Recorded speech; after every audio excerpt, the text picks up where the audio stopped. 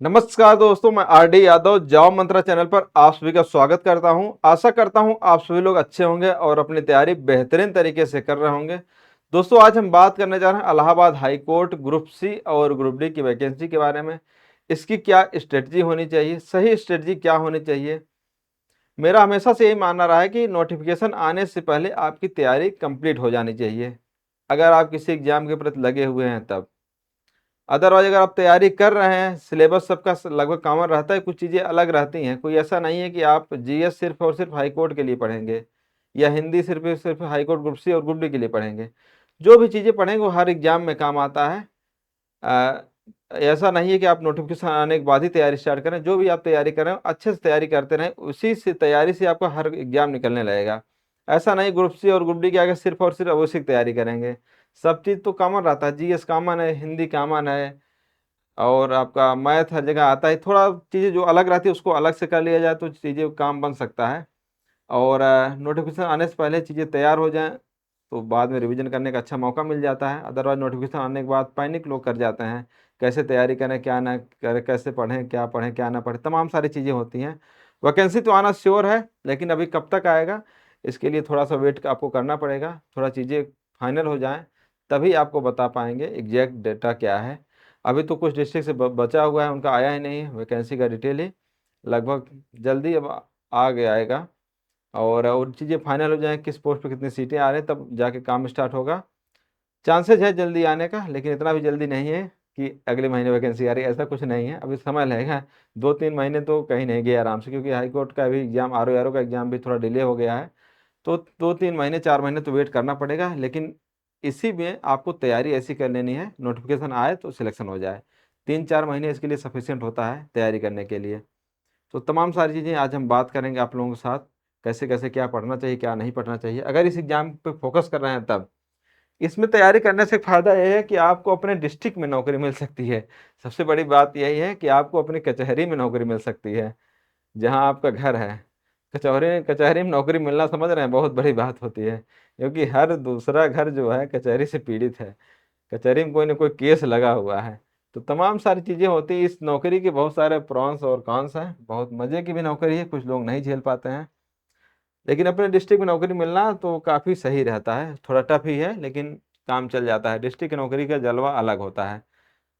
बस पता है कि लोग कि कचहरी में नौकरी करते हैं तो सब भैया भैया बाबू करेंगे, क्योंकि पता है कचहरी में रोज़ जाना आना है, कुछ न कुछ काम पड़ता ही रहता है। कभी कोई फाइल निकलवाना, कभी कोई कागज़ निकलवाना है। ये सब चीज़ें होती हैं इस जॉब की। अगर दूर पोस्टिंग मिल गई तो थोड़ा-सा दिक्कत हो जाता है। अगर आपको होम डिस्ट्रिक्ट मिल गया तब तो बहुत बढ़िया नौकरी हो जाती है, बहुत शानदार नौकरी हो जाती है और आपको उस ज़िले में आपको कभी किसी को कोई गलत नहीं होने पाएगा आपके साथ। ये सब चीज़ें हैं। अच्छा, किसी दिन इसके जॉब प्रोफाइल वीडियो अलग से बना देंगे, क्योंकि आप किसी न किसी जज के साथ रहते हैं। हमेशा इसमें पोस्टिंग जज के साथ ही लगती है। कोई एडीजी है, कोई जूनियर डिवीज़न के साथ लगा है, कोई सीनियर डिवीज़न के साथ लगा है, कोई डीजी सर के साथ लगा रहता है। तो आप हमेशा जज के साथ लगे रहते हैं, तो आपकी चीज़ें ज़िले में कोई रुकता नहीं, काम आपका रुकेगा नहीं।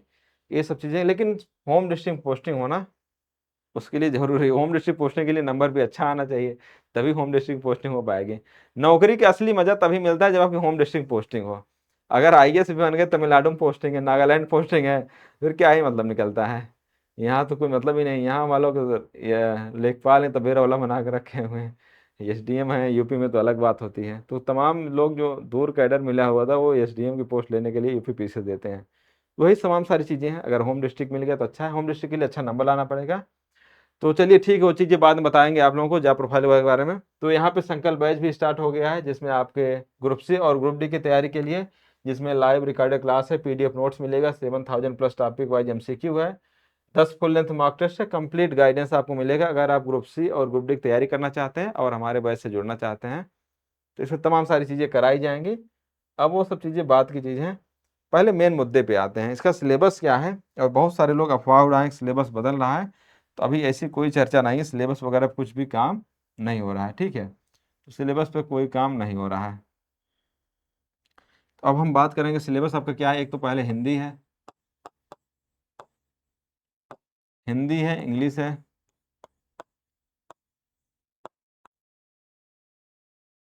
मैथ है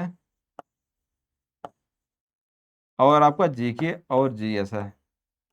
और यह सभी पोस्टों के लिए, चाहे आप स्टेनोग्राफर का एग्जाम दें, चाहे आप जूनियर असिस्टेंट दें, चाहे आप पेड अप्रेंटिस का एग्जाम दें, या आप ग्रुप डी का एग्जाम दें, या आप ड्राइवर का एग्जाम, इतनी सारी पोस्टें आती हैं। ग्रुप डी में कई सारी पोस्टें आती हैं, माली, फराज, तमाम सारी, अर्दली, प्रोसेस सर्वर, ये सब पोस्टें हैं। इतनी सारी पोस्ट हैं, सबका सिलेबस यही एक common syllabus, Hindi, English, math, GS. सबका पेपर अलग अलग होता है, सब फॉर्म अलग अलग फिल होता है, बहुत सारे बच्चों को इसमें भी डाउट होता है। हिंदी के आपके 25 क्वेश्चन, इंग्लिश आपके 25 क्वेश्चन, मैथ के आपके 25 क्वेश्चन, और आपके जी के जीएस के आपके 25 क्वेश्चन। ठीक है, इतनी सारी चीज़ें, 25 50 कितने हो गए, 100 नंबर। कट ऑफ की बात की जाए, पिछली बार कट ऑफ आपका गया था जूनियर असिस्टेंट पेड अप्रेंटिस का लगभग 86 के आसपास गया था। स्टेनोग्राफर का कट ऑफ कम गया था, 67 या 66 गया था। एक दिन कट ऑफ पे वीडियो अलग से बनाएंगे तो उसमें चीज़ें क्लियर बता देंगे। तो मेनली हम जूनियर असिस्टेंट पे फोकस करते हैं, स्टेनोग्राफर की उसमें पोस्ट ज़्यादा आती है, तो लगभग 86 कट ऑफ गया था। प्री का कट ऑफ, स्टेज 1 का कट ऑफ, इसके बाद आपका टाइपिंग होता है, टाइपिंग नंबर जुड़ता है, फिर आगे कट ऑफ बनती है। स्टेज 1 का कट ऑफ 86 गया था। अब 86 नंबर लाने के लिए सारी चीज़ें आपको पढ़ना पड़े, कोई चीज़ ऐसा नहीं कि आप छोड़ सकें। हालांकि पेपर आसान आया था, पिछली बार पेपर आसान आया था और नेगेटिव मार्किंग नहीं होता, इसीलिए कट ऑफ थोड़ा सा ज़्यादा जाता है। नेगेटिव मार्किंग यहाँ पे होता तो यही नंबर 76 चला जाता, अगर नेगेटिव मार्किंग होता तब 76, 10 नंबर घट जाते हैं। प्लस पेपर आसान था, पेपर जनरली हाई कोर्ट के इजी आते ही हैं, पेपर इजी था और नो नेगेटिव मार्किंग, इसीलिए यहाँ पे कट ऑफ थोड़ा सा ज़्यादा जाता है, तो पेपर फुल अटेम्प्ट हो जाता है। अगर नेगेटिव मार्किंग रहे तो पूरा पेपर ही कोई नहीं अटेम्प्ट करे, इससे भी 10 नंबर तो कम ही हो सकते हैं। अब आपको करना कैसे है, आपको लगभग आपको 90 नंबर का टारगेट करना है, 85 से 90 के बीच में, तभी आपका सिलेक्शन हो पाएगा। पेपर आसान आया था पिछली बार, ज़्यादा ही आसान आ गया था। जैसे पूछा गया था कई बार उसमें गवर्नर कौन है, राष्ट्रपति कौन है, ऐसे क्वेश्चन आ गए थे। तो अब आप देखेंगे, पहले आपको स्ट्रेटजी क्या होनी चाहिए। स्ट्रेटजी पहले आपको सिलेबस देखना चाहिए। सिलेबस यहाँ पे मैं बना रखा हूँ पूरा डिटेल सिलेबस, जैसे इंग्लिश में क्या क्या टॉपिक आने वाले हैं, पार्ट्स ऑफ स्पीच हो गया, जेंडर से क्वेश्चन आएंगे, टेंस से क्वेश्चन आएंगे, आर्टिकल से question, active voice, passive voice, direct indirect, synonym, antonym, spelling error, one word substitution, idiom, phrase, reading comprehension, और आपका क्लोज टेस्ट हो गया, पैरा जंबल, PQRS हो गया। इन सबसे आपका क्वेश्चन आएगा इंग्लिश में। अगर हिंदी में बात करें तो वर्णमाला, वर्तनी है, तद्भव तत्सम है, संज्ञा है, अव्यय, संज्ञा सभ्यता, उपसर्ग प्रत्यय, विलोम, पर्यायवाची, वाक्यांश के लिए एक शब्द, संधि, समास, वाक्य भेद, काल, रस, छंद, अलंकार, मुहावरे, अपठित गद्यांश और महत्वपूर्ण रचनाएं। इसको मैं जॉब मंत्रा एप्लीकेशन और टेलीग्राम पर भी पोस्ट कर देंगे, टेलीग्राम का लिंक आपको मिल जाएगा डिस्क्रिप्शन में, और जॉब मंत्रा एप्लीकेशन के ऑफिशियल सिलेबस में इसको पोस्ट कर देंगे कल, थोड़ा और बेहतरीन तरीके से बना करके हिंदी और इंग्लिश दोनों बना देंगे, तो शाम तक ये मैं कल अपलोड करा दूंगा। तो यहाँ पे जीएस में क्या क्या आएगा, आपको इतिहास, भूगोल, ये सब चीज़ें आएंगी। लेकिन देखिए जीएस में आपका 25 क्वेश्चन है, लेकिन सब्जेक्ट बहुत सारे हैं। इसके बाद मैथ है, मैथ में क्या क्या आएगा आपका, दशमलव है, घातांक है, एलसीएम एचसीएफ है, एवरेज है, अनुपात समानुपात है, परसेंटेज है, लाभ विहान है, सिंपल इंटरेस्ट, कंपाउंड इंटरेस्ट है, टाइम एंड वर्क है, टंकी, टाइम स्पीड डिस्टेंस है, एज है, बोट स्ट्रीम है, और आपका इसमें प्रायिकता प्रोबेबिलिटी भी है, अलजेब्रा है, ट्रिग्नोमेट्री है, ज्यामिति है, कोऑर्डिनेट ज्योमेट्री है, तमाम सारे सब्जेक्ट टॉपिक है, इसमें लगभग सभी टॉपिक से क्वेश्चन आया ही आया है।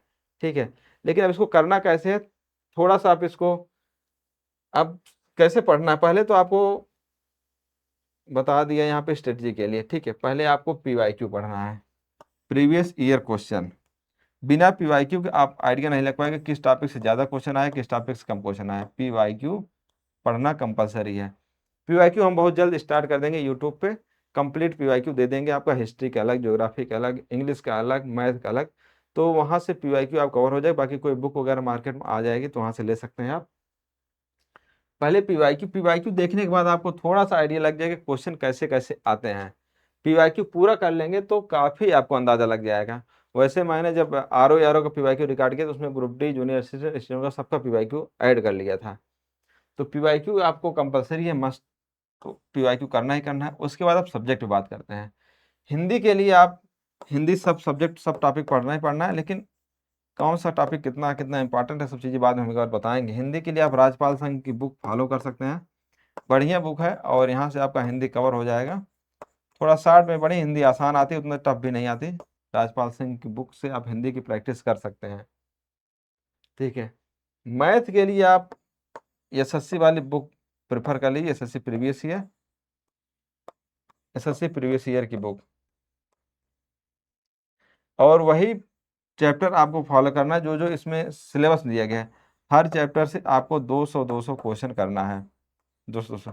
अच्छा, इसका कोई एसएससी वाला बैच आप मत ले लीजिएगा, एसएससी के बैच में काफ़ी डीप क्वेश्चन आते हैं, फिर वहाँ पर आप परेशान हो जाएंगे। डीप एसएससी मेंस लेवल का क्वेश्चन कराएंगे, फिर आप परेशान हो छोड़ देंगे। क्वेश्चन आसान एमटीएस या सीएचएसएल और स्टेज 1 का कीजिएगा, सीजीएल प्री लेवल का क्वेश्चन इसमें आएगा, ठीक है। 200 क्वेश्चन हर टॉपिक से आप कर लेंगे तो आपका मैथ काफ़ी तैयार हो जाएगा। बाकी हम प्रैक्टिस वगैरह यूट्यूब पे करा ही देंगे, फ्री प्रैक्टिस हो जाएगा, उसकी टेंशन नहीं लेना है। हिंदी की भी प्रैक्टिस करवा देंगे, मैथ की भी प्रैक्टिस करवा देंगे। पहले पीवाईक्यू कराएंगे, उसके बाद प्रैक्टिस करवा देंगे। पहले पीवाईक्यू करा देंगे, थोड़ा आपको आइडिया लग जाएगा। उसके बाद आती है जीके जीएस के लिए आपको इसमें बहुत ज़्यादा टफ क्वेश्चन नहीं आते हैं, आपको लूसेंट वगैरह से ही कवर करना पड़ेगा। बाकी कुछ चीज़ें वीडियो वगैरह देख करके भी आप कवर कर सकते हैं। और जो हमारे क्लासेज में चलेंगी तो प्लानिंग मैंने यही किया है, जैसे पॉलिटी है इसको 10 क्लास में ख़त्म कर दिया जाए, हिस्ट्री है तो 15 से 20 क्लास खत्म कर दी, क्योंकि ज़्यादा ऐसा नहीं, जैसे आर में हिस्ट्री चला तो 60 से 70 क्लास में चला है, लेकिन यहाँ उतना इंपॉर्टेंट इसका नहीं है। 1-2 क्वेश्चन आना, 3 क्वेश्चन आना, उसके लिए 60 क्लासेस देने कोई मतलब नहीं रहेगा। ऐसे कोशिश एक 10 से 15 क्लासेस में आपका खत्म हो जाए। हिंदी आपकी 15-20 क्लास, हिंदी थोड़ा ज़्यादा आता है तो उसके लिए ज़्यादा लेक्चर लेना, क्योंकि 25 क्वेश्चन हिंदी का है, तो लगभग इसको 40 से 45 क्लास में लेना पड़ेगा, तभी जाकर के अच्छे से कवर हो पाएगा। और आपका हो गया ये। बात आती है इंग्लिश के लिए। इंग्लिश के लिए आप रेन एंड मार्टिन की बुक ले लीजिए, और या तो आप नीतू सिंह की बुक ले सकते हैं रेन मार्टिन की, या आप नीतू सिंह की बुक ले सकते हैं। कोई एक बुक ले लीजिए, दोनों बुक ले लीजिए। उसके बाद टाइम रहेगा तो एसएससी प्रीवियस ईयर प्रैक्टिस करना है। ये हो गया आपको सब्जेक्ट को लेकर के। लेकिन इसके साथ साथ आपको टाइपिंग पर भी ध्यान देना पड़े, क्योंकि टाइपिंग का भी नंबर जुड़ता है।